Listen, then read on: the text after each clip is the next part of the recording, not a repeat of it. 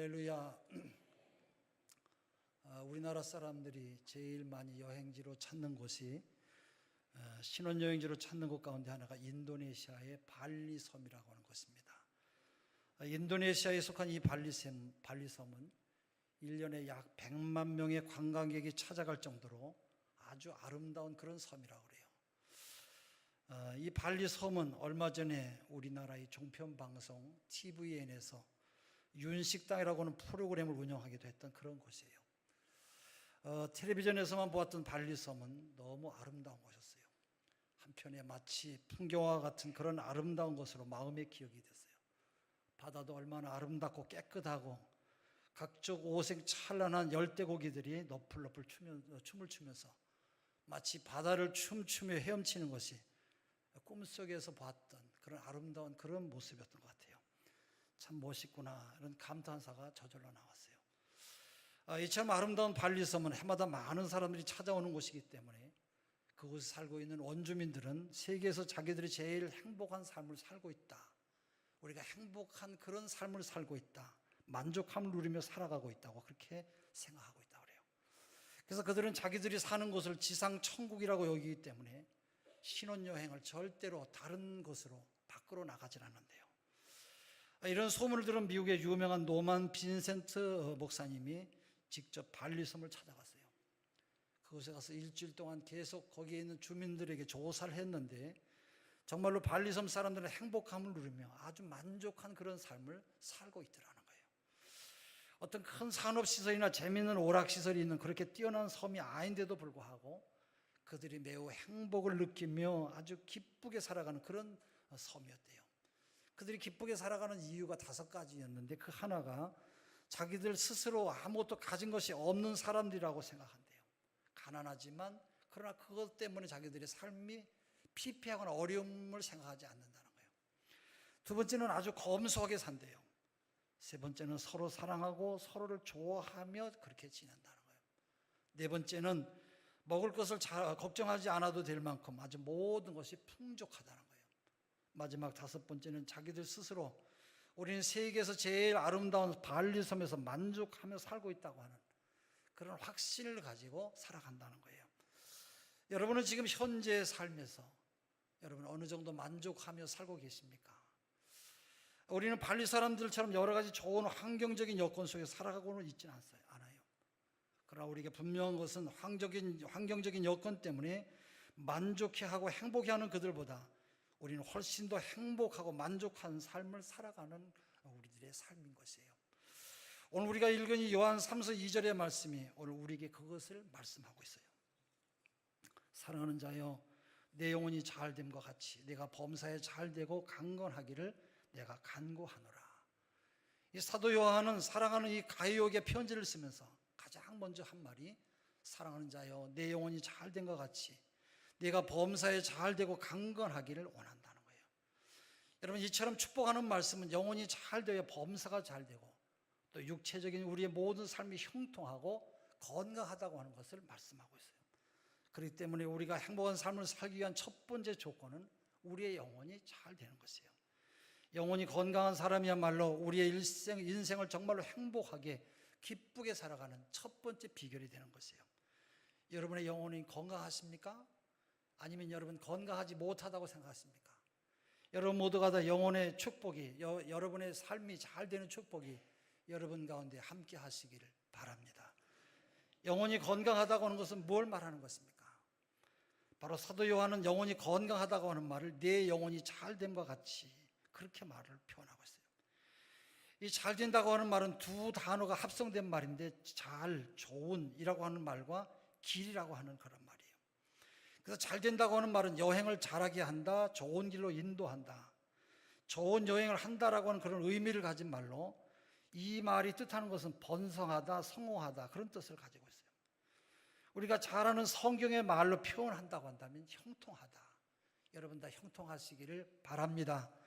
우리의 영혼이 잘되고 건강하고 형통한 삶을 살기 위해서는 우리 모두가 좋은 길로 인도되어야 돼요. 여러분 영혼이 잘되고 건강하고 형통한 그런 축복이 여러분 가운데 평생 동안 함께 하시기를 바랍니다. 그러려면 우리의 영혼이 좋은 길로 인도함을 받아야 돼요. 어떻게 해야 우리의 영혼이 강건해질 수가 있고 좋은 길로 인도할 수가 있습니까? 그 하나는 하나님의 말씀으로 우리가 인도함을 받아야 돼요. 성경이 우리가 끊임없이 강조하고 있는 것은 하나님의 말씀으로 우리 모두가 인도함을 받아야 된다고 말씀하고 있어요. 하나님의 말씀으로 인도함을 받고 우리가 하나님의 말씀을 지키며 따라 살아갈 때 우리의 길이 형통하다고 그렇게 말하고 있어요. 하나님 모세를 통해서 이스라엘 백성들에게 주신 말씀을 가르쳐주면서 이렇게 결론을 맺고 있어요. 신명기 29장 9절, 그런즉 너희는 이 언약의 말씀을 지켜 행하라. 그리하면 너희 하는 모든 일이 형통하리라. 우리가 하나님의 말씀에 순종할 때 우리의 영혼이 잘 되고 우리의 범사가 잘 된다고 그렇게 말씀하고 있어요. 그러나 반대로 우리가 하나님의 말씀을 거역하고 하나님의 말씀을 불순종한다고 한다면 신명기 28장 29절의 말씀처럼 소경이 어두운 가운데서 더듬는 것 같이 네가 백주에도 더듬고 네 길이 형통하지 못하며 항상 압제와 노력을 당할 뿐이니 너를 구원할 자가 없을 것이라고 그렇게 말씀하고 있어요. 성경에 나오는 위대한 믿음의 사람들은 모두가 한결같이 하나님 말씀 앞에 철저하게 순종했던 그런 믿음의 사람들이었어요. 그러나 하나님의 말씀을 버리고 하나님의 말씀을 어긴 사람들은 형통할 수 없었어요. 모든 세상이 죄악으로 만연할 때 노아는 하나님의 말씀에 아주 순종한 그런 사람이에요. 하나님께서 어느 날 노아를 부르셨어요. 그리고 노아야, 저 높은 산 꼭대기, 그 높은 곳에 방주를 지으라고 말씀하셨을 때도 노아는 그 말씀에 전혀 아니오라고 하지 않고 그대로 쫓아가서 순종했어요. 노아는 나무를 베고 산에서 여호와 하나님이 말씀하신 그 말씀을 그대로 지키면서 120년 동안이나 방주를 만들었어요. 여러분, 이게 쉬운 일이 아니죠. 창세기 7장 5절은 이렇게 말씀하고 있어요. 노아가 여호와께서 자기에게 명하신 대로 다 준행하였더라. 다 준행했대요. 이처럼 노아가 철저하게 하나님의 말씀을 따라 순종했기 때문에 그는 이 세상의 모든 세상과 사람들이 홍수로 심판받을 때도 노아의 가정은 모두가 다 구원함을 받을 수가 있었던 것이에요. 할렐루야. 이스라엘 민족의 가장 위대한 지도자였던 모세도 철저하게 하나님 말씀에 순종했던 믿음의 사람이었어요. 모세의 삶을 보면 여호와께서 모세에게 명령하신 것 같았더라 그랬어요. 출애굽기 40장 16절, 모세가 그같이 행하되 곧 여호와께서 자기에게 명하신 대로 다 행하였더라 그랬어요. 여러분, 이 다 행하였다라고 하는 이 말씀이 얼마나 성경에 많이 나오는지 몰라요. 그대로 행했다는 거예요.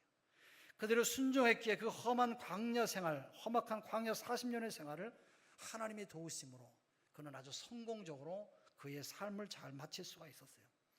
또 모세의 뒤를 이어서 가나안 땅을 점령하도록 부르심을 받은 여호수아에게도 하나님께서 똑같이 또 말씀하셨어요.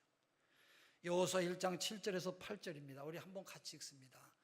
오직 너는 마음을 강하게 하고 극히 담대하여 나의 종 모세가 네게 명한 율법을 다 지켜 행하고 좌로나 우로나 치우치지 말라.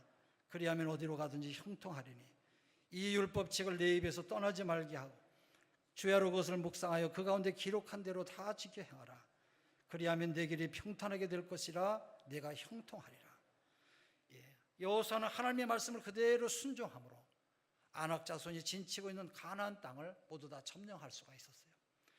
그러나 솔로몬은 아버지 다윗이 죽을 때에 하나님 아버지가 이야기한 말을 그대로 따르질 않았어요. 그 말씀이 열왕기상 2장 3절에 나오지요. 솔로몬에게 아버지가 유언합니다. 네 하나님 여호와의 명령을 지켜 그 길로 행하여 그 명령, 그 법률과 계명과 율례와 증거를 모세 율법에 기록된 대로 지켜라. 그리하면 네가 물은 무엇을 하든지 어디로 가든지 형통할지라. 이런 유언을 들었지만은 그는 하나님의 말씀을 어기고 이방 땅에 우상을 섬기다가 나라를 둘로 쪼개버리는 아주 불쌍한 그런 불행을 맛보게 됐어요. 오늘 본문의 사도 요한도 이렇게 우리에게 말씀을 하고 있어요. 요한 3서 1절에서 2절에서 4절. 형제들이 와서 내게 있는 진리를 증거하되 네가 진리 안에서 행한다 하니 내가 심히 기뻐하노라. 내가 내 자녀들이 진리 안에서 행한다 하니 내가 심히 기뻐하노라. 이 사도 요한이 가이오를 축복하고 싶은 마음이 가득했던 이유도 바로 여기에 있어요. 사도 요한은 진리의 말씀 안에 살아가는 가이오를 생각할 때마다 그의 영혼이 잘되고 건강하다고 하는 것을 능히 그는 짐작할 수가 있었어요. 그래서 그는 내 영혼이 잘된 것 같이 네가 말씀을 통해서 내 영혼이 건강해진 것처럼 너의 범사가 잘되고 내 몸도 건강하기를 바란다고 축복한 것이에요. 여러분, 성경에 나오는 사람들만 그런 것이 아니에요. 역사적으로 하나님의 말씀에 순종하며 산 사람들은 모두 역사에 아름다운 흔적을 남기는 아주 위대한 사람들이 되었어요. 노벨 수상자 60명 가운데 47명이 성경을 읽고 그 말씀대로 그대로 살았다고 그래요. 그 중에 한 사람이 미국의 16대 대통령이었던 아브라함 링컨은 9살 때 어머니가 돌아가셨어요. 그는 학교라고 하는 9달밖에 다니지 못한 그런 불쌍한 사람이에요. 그러나 링컨의 어머니는 운명하면서 아들에게 성경책을 한 권 주면서 유언으로 이렇게 말했어요. 아들아, 너는 이 말씀대로 살아라. 엄마는 내가 몇백만 평의 땅을 갖는 것보다 이 성경책 한 권을 언제나 옆에 두고 있는 것이 엄마는 더 훨씬 기쁘다. 이런 유언을 했어요. 링컨은 그 후에 대통령이 된 후에도 어머니의 말씀대로 성경을 항상 읽고 하나님의 말씀대로 살았기 때문에 미국의 역사상 가장 위대한 대통령이 된 것이에요. 링컨 대통령은 난 하나님께서 인간에게 베푸신 가장 좋은 선물은 성경이라고 믿는다. 그렇게 고백했어요. 우리의 영혼은 항상 하나님의 말씀으로 인도함을 받아야 형통할 줄로 믿습니다. 우리의 영혼이 잘되고 강건해지기 위해서는 하나님의 말씀을 바로 영적인 양식으로 삼아야 돼요. 여러분은 하루에 성경을 얼마나 읽으십니까? 아니면 일주일에 여러분 성경을 몇 번이나 읽고 묵상하십니까? 시편 1편 1절에서 2절, 복 있는 사람은 악인들의 꾀를 따르지 아니하며 죄인들의 길에 서지 아니하며 오만한 자들의 자리에 앉지 아니하며 오직 여호와의 율법을 즐거워하여 그 율법을 주야로 묵상하는 자로다. 그렇게 말씀하세요. 우리는 그러나 하나님의 말씀을 묵상하지도 않고 말씀과는 상관없이 내 생각대로 살면서 혹시 여러분은 복받기만을 바라고 살지는 않습니까? 여러분, 그런 일은 없어요. 우리가 글씨를 읽을 수만 있다면 늘 언제나 하나님의 말씀인 성경을 읽어야 돼요. 그러나 하나님의 말씀을 읽을 수 없다고 한다면 하나님의 말씀은 또한 들어야 돼요. 그리고 들은 말씀을 늘 묵상하며 살아가야 돼요. 기독교 방송에서 수시로 설교하는 목사님들의 설교를 우리들이 들을 수가 있어요. 하나님의 말씀을 들을 때마다 우리의 영혼에 울림이 있고 들을 때마다 하나님의 말씀이 내 삶을 지배하고 은혜가 되는 것이에요. 그래야 내 영혼이 건강해진 하나님의 사람으로 살게 될 줄로 믿습니다. 우리 개인의 삶도 마찬가지고 우리의 민족도 우리의 국가도 마찬가지예요. 여러분, 하나님의 말씀을 듣고 읽고 그 말씀을 묵상하며 살아가는 사람에게는 하나님께서 그 영혼에 놀라운 은혜를 우리에게 부어주시는 것이에요. 그래야 할 때 그 영혼에 풍성한 은혜를 내려주시고 뿐만 아니라 민족이나 국가에도 놀라운 하나님의 은총을 나누어 주시는 것이에요. 제 개인의 경우도 역시 마찬가지예요. 제가 청년 때 예수를 잘 믿고 믿음 안에 살려고 몸부림칠 때에 하나님께서는 저에게 놀라운 은혜를 계속해서 부어주셨어요. 저는 그때가 제 개인의 신앙이 가장 부흥하고 성장하던 때라고 늘 저는 그렇게 생각하고 감사하고 있어요. 나뿐만 아니라 이런 모든 민족도 마찬가지예요. 미국은 지금 전 세계를 지배하는 큰 국가가 되었습니다만 미국 교회가 성장하고 부흥하는 그런 전성기 때도 여러분, 모든 백성들이 하나님 앞에 나와서 회개와 눈물과 기도로 하나님의 뜻을 따르고자 몸부림칠 때가 미국이 최고로 부흥하는 번성하는 그런 시기였어요.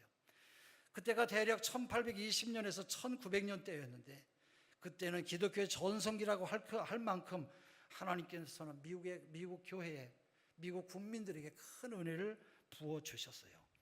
이때 미국은 기독교인 200만 명이 인도되는 그런 놀라운 역사도 있었다고 그래요. 또 미국 교회 부흥은 찰스 핀이라고 하는 그런 목사님으로부터 기도운동에서부터 시작이 됐는데 미국 전역을 통해서 10,000개의 정기 기도회를 갖는 그런 운동이 벌어졌고 그때 미국은 인구가 약 3천만 명밖에 안 됐는데 지금은 2억 8천만 명 정도 됩니다만은 하나님은 그때 미국을 전 세계를 리드해 나가는 거대한 큰 국가로 성장해 주신 것이에요. 할렐루야. 교회가 성장하고 개개인이 하나님의 뜻을 따르려고 힘쓸 때 하나님 미국 교회에만 전성기를 주신 것이 아니라 우리나라에도 기독교가 부흥하는 놀라운 성장의 성장을 거듭하는 은혜를 주신 것이에요. 미국은 그때가 전 세계를 앞서가는 아주 거대한 큰 국가로 하나님께서 은혜를 나누어 주셨어요. 여러분의 삶에도 하나님의 크신 은총이 언제나 함께 하시기를 주의 이름으로 축원합니다. 또 우리 영혼이 건강해지기 위해서는 하나님이 기뻐하는 일을 위해서 힘써야 돼요. 오늘 우리가 읽은 이 본문의 말씀은 또 이사야 선지자는 이스라엘 백성들에게 이렇게 선포하고 있어요. 이사야 58장 9절에서 11절입니다. 우리 한번 같이 읽습니다. 만일 내가 너희 중에서 멍에와 손가락질 허망한 말을 제하여 버리고 줄인 자에게 내 심정을 동하며 괴로워하는 자의 마음을 만족해 하면 내 빛이 흑암 중에서 발하여 내 어둠이 낮과 같이 될 것이며 나 여호와가 너를 항상 인도하여 마른 곳에서 내 영혼을 만족하게 하며 내 뼈를 견고케 하리. 너는 물된 동상 같겠고 물이 끊어지지 아니하는 샘과 같을 것이라. 예. 하나님은 당신의 자녀들이 감사하며 살며 그 말씀을 따라 지키며 살아가면 형통하게 된다고 말씀하고 있어요. 시편 35편 27절 그 종의 형통을 기뻐하시는 여호와는 광대하시다, 그렇게 선포하고 있어요. 우리 하나님은 당신이 택하신 자녀들이 형통하게 되는 것을 기뻐하신다는 것이에요. 하나님은 선택한 이스라엘 백성들이 형통하고 복을 누리며 살기를 원하셨어요. 그러나 이사야 선지자 시대의 이스라엘 백성들은 그러지를 못했어요. 그 이유를 이사야 선지자는 헛된 금식과 헛된 경건 때문이라고 그렇게 고발하고 있어요. 이사야 58장 4절, 하나님은 이스라엘 백성들에게 거짓된 금식을 책망하고 계세요. 보라, 너희가 금식하면서 논쟁하며 다투며 악한 주먹으로 치는도다, 그렇게 말씀해요. 이사야서 58장 9절에서 10절, 바로 너희의 영혼에 바로 멍에와, 우리 한번 같이 읽어보겠습니다. 이사야서 58장 9절에서 10절입니다. 시작. 멍에와 손가락질과 허망한 말을 제하여 버리고 줄인 자에게 네 심정을 토하며 괴로워하는 자의 마음을 만족해 해야 된다, 그렇게 말씀합니다. 이게 이스라엘 백성들의 모습이었어요. 그 당시 멍에라고 하는 것은 압제하는 것을 말해요. 권력이 있는 사람은 권력이 없는 사람을 압제하고, 돈이 많은 사람은 돈의 힘을 가지고 가진 것이 없는 사람을 압제했어요. 사회적으로 약한 사람들을 도와주기는커녕 그들을 등쳐먹고 그들을 압제하면서 그들 스스로 우리는 금식을 많이 하기 때문에 신앙생활을 잘 하고 있다고 그렇게 착각하고 있었어요. 손가락질이라고 하는 말은 다른 사람을 경멸하고 조롱하기 위해서 손가락질하는 행위를 말해요. 돈이 있는 사람은 돈이 없는 사람을 경멸했어요. 금식을 많이 하던 사람들은 금식하지 않는 사람들을 정죄했고요. 남들보다도 의롭게 살아간다고 자부하던 사람들은 그렇지 못한 사람들을 향해서 정죄의 손가락을 펼쳤어요. 허망한 말이라고 하는 것은 사악한 거짓말로 다른 사람을 모함하고 중상모략하는 것을 말해요. 사랑하는 우리 성도 여러분, 이게 어디 이스라엘 백성들만의 죄라고 생각하십니까? 오늘 우리 신앙으로 살아간다고 하는 수많은 사람들이 바로 다른 사람을 압제하고 경멸하며 조롱하는 손가락질을 하고 약한 사람들을 중상모략하며 마음의 상처를 입히는 일들이 얼마나 많이 있는지 몰라요. 특히 교회 안에서 상처받은 대부분의 사람들은 성도들의 사소한 말 한마디 때문에 이러한 어려움을 당하는 것이에요. 아무런 의미 없이 던진 말 한마디가 마음이 약한 사람이나 그 말을 받아들일 수 없는 사람에게는 엄청난 상처를 주는 것이에요. 우리는 흔히 내 입장에서 생각해요. 뭘 그걸 가지고 삐지냐고. 내가 아무 생각도 없이 한 말인데 뭘 그까짓 걸 갖고 그렇게 상처받냐고. 아무 생각도 없이 왜 그런 말을 해요? 왜 아무 생각도 없이 왜 남을 여러분 상처받게 하냐 말이에요. 그러나 우리의 경멸적인 행동 하나하나, 사소한 말 한마디 한마디가 여러분 한 영혼을 음부에 빠뜨릴 수도 있고 그의 생애 전체를 불사르게 만든다고 하는 것을 우리가 잊으면 안 돼요. 우리가 던지는 이 가벼운 말 한마디, 경멸하는 말 한마디 하나하나에 대해서 하나님 앞에 심판을 받을 것이라고 하는 이 사실을 우리가 잊으면 안 될 것이에요. 그러나 성경은 우리가 끊임없이 말을 조심하라고 말씀하고 있어요. 입술에 파수꾼을 세워야 된다고 말씀하고 있어요. 또 입에 소입에 재갈을 먹여서 사람을 해코지하지 못하도록 한 것처럼 우리의 혀에도 재갈을 먹여야 된다고 말씀하고 있어요. 야고보서 1장 26절 우리 한번 같이 읽습니다. 누구든지 스스로 경건하다 생각하며 자기 혀를 재갈 먹이지 아니하고 자기 마음을 속이면 이 사람의 경건은 헛것이라. 이 말을 바꿔서 말하면 그 사람이 말하는 것 하나하나를 통해서 그 사람이 하나님 앞에 얼마나 경건한 삶을 살아가고 있는지를 판단할 수가 있다는 거예요. 그래서 야고보 사도는 야고보서 3장 2절에 말에 실수가 없는 사람은 온전한 사람이라 말하고 있어요. 하나님은 그런 경멸적인 손가락질을 멈추고 허망한 말을 하지 않는 사람의 영혼에 물된 동상과 같이 풍요롭게 하신다고 약속하고 계세요. 그것만이 아니죠. 이사야 58장 10절에는 또 이렇게 말씀하고 있어요. 줄인 자에게 네 심정을 동하며 괴로워하는 자의 마음을 만족해 하라. 이사야 선지자가 활동하던 당시 이스라엘 백성들은 거짓된 금식을 아주 자주 하면서도 정작 중요한 경건의 모습은 다 없었어요. 약한 사람, 굶주린 사람, 마음이 아파하는 사람에 대해서는 전혀 긍휼을 여기 베풀질 않았어요.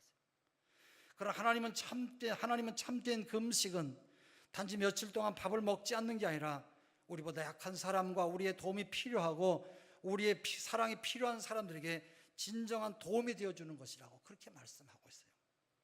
이사야서 58장 6절에서 7절 우리 한번 같이 읽겠습니다. 나의 기뻐하는 금식은 흉악의 결복을 풀어주며 멍에의 줄을 끌어주며 압제당하는 자를 자유케 하며 모든 멍에를 꺾는 것이 아니겠느냐. 또 줄인 자에게 네 식물을 나눠주며 유리하는 빈민을 내 집에 들이며 벗은 자를 보면 입히며 또 네 골육을 펴하여 스스로 숨지 아니하는 것이 아니겠느냐. 우리가 돌보지 않으면 안 될 사람들에게 작지만 사랑의 손을 뻗는 것이 거짓으로 포장된 금식보다 훨씬 더 아름다운 것이라는 것이에요. 야고보 사도도 우리에게 이렇게 말씀하고 있어요. 야고보서 1장 27절 하나님 아버지 앞에서 정결하고 더러움이 없는 경건은 곧 고아와 과부를 그 환난 중에 돌아보고 또 자기를 지켜 세속에 물들지 아니하는 이것이니라 말하고 있습니다. 하나님께서 귀하게 보시는 참된 경건은 고아와 과부와 같이 어려움에 처해 있는 이웃들을 돌봐주는 것이라고 그렇게 말씀하고 있어요. 우리가 건강하기 위해서는 좋은 음식을 먹어야 되는 것처럼 우리의 영혼도 좋으신 하나님의 말씀을 먹어야 돼요.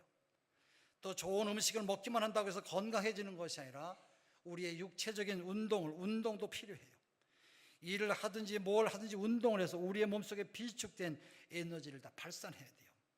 마찬가지로 우리가 하나님의 말씀을 먹고 영적인 힘을 얻었다면 그 영적인 힘을 이웃을 위해서 약한 사람들을 위해서 사랑하며 섬기는 일에 사용해야 하는 것이에요. 그래야 우리의 영혼이 건강해지는 것이에요. 우리의 영혼이 건강해야 우리의 삶이 건강하고 형통해져요. 모든 문제를 우리의 영혼의 자리에서부터 풀어나가야 돼요. 하나님과 대적하는 사람은 영혼이 건강하지 못할 뿐만 아니라 모든 일에 형통의 길이 열리질 않아요. 죽어라 하고 일을 하는데 늘 돈 들어가서 그 돈 써야 될 일이 얼마나 많은지 몰라요.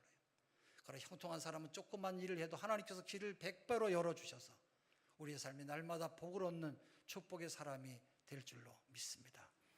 역대하 13장 12절 이스라엘 자손들아 너희 열조의 하나님 여호와와 싸우지 말라. 너희가 형통하지 못하리라. 하나님과 싸워서 우리에게 유익될 것이 아무것도 없어요. 우리의 영혼은 날마다 하나님을 가까이 해야 돼요. 하나님을 가까이 할 때 우리의 영혼이 강건함을 얻고 우리의 삶의 형통함의 길이 열리는 것이에요. 우리의 영혼이 건강해지기 위해서 항상 하나님의 말씀을 묵상하고 말씀에 순종하는 여러분이 되시기를 바랍니다. 하나님의 말씀은 우리 영혼의 양식이에요. 그러나 하나님이 싫어하는 일을 우리의 삶에서부터 멀리 버려야 돼요. 특별히 약한 사람들을 압제하고 경멸적이고 조롱하는 손가락질이나 거짓으로 남을 모함하는 입술에 죄악에 빠지지 않아야 돼요. 반대로 조용히 하나님이 기뻐하시는 일, 하나님께서 우리에게 요구하시는 그런 귀한 일들에 선한 일들에 힘쓰는 여러분이 되시기를 바랍니다. 어려운 이웃에게 사랑의 손으로 다가서고 나보다 약하고 힘없는 사람을 돌봐주면서 그들의 마음에 기쁨을 줄 수 있는 그런 삶이 되어야 돼요. 그것이 하나님께서 오늘 우리에게 요구하시는 참된 경건의 모습이고 영혼이 잘 되는 복인 줄로 믿습니다. 그래서 하나님의 말씀을 묵상하고 그 말씀을 따라 살고 약한 자에게 상처 주지 않고 오히려 그들을 위로하고 돌봐줌으로 그들의 마음에 기쁨을 준다고 한다면 하나님께서 우리에게 약속하신 그 귀한 은총을 베풀어 주실 것이에요. 우리의 영혼이 건강한 것처럼 우리의 범사를 형통하게 하시고 우리의 몸도 건강하게 하시는 하나님의 은혜가 여러분에게 함께 하시기를 바랍니다. 뿐만 아니라 하나님은 항상 우리를 인도하시고 메마른 곳에서도 우리의 영혼을 만족하게 하시고 우리의 뼈를 견고하게 하시며 우리의 삶이 물된 동상 같고 우리 영혼이 마르지 않는 샘과 같게 만들어 주실 것이에요. 우리 모든 성도들은 영혼이 모두 다 건강하셔서 영혼이 마르지 않는 샘물과 같이 끊임없이 위로부터 내려오는 하나님의 축복이 날마다 여러분 가운데 함께 하시기를 주의 이름으로 축원합니다. 기도하겠습니다. 하나님, 우리를 사랑하시는 주여, 우리 영혼에 크신 하나님의 은혜와 축복이 늘 함께하여 주시옵소서. 내 영혼이 잘 된 것 같이 내 영혼이 잘 되기를 원한다고 하신 하나님의 축복이 모든 성도들의 가정과 삶에 함께하여 주시옵소서.